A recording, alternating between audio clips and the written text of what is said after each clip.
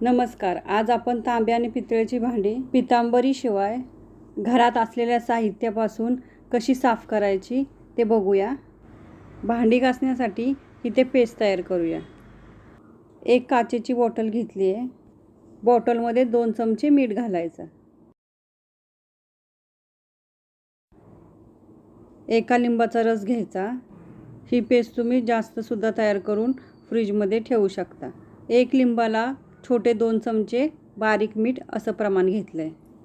लिंब अशीच ठेवली तर ती सुकून जातात, म्हणून अशा प्रकारे लिंबाचा रस काढून काचेच्या बॉटलमध्ये भरून फ्रीजमध्ये ठेवला तर तो बराच दिवस टिकतो. आपण जेव्हा पितांबरीने भांडी घासतो तेव्हा पितांबरी भांड्याला राहू नये म्हणून आपल्याला ते भांडं पाण्याने जास्त वेळा धुवून घ्यावं लागतं.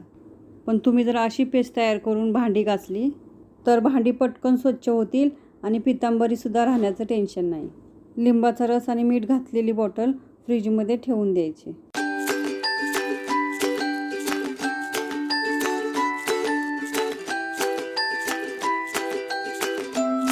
आणि जेव्हा भांडी घासायची असेल तेव्हा 1 चमचाभर लिंबाचा रस घ्यायचा.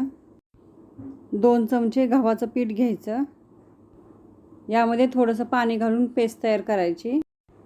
तयार केलेल्या पेस्टनी भांडी घासायची. तुम्हाला हा व्हिडिओ आवडला असेल तर तुमच्या मैत्रिणींना शेअर करा. व्हिडिओ आवडला असेल तर लाईक करायला विसरू नका. आणि असे छान छान व्हिडिओ बघण्यासाठी चॅनलला सबस्क्राईब नक्की करा.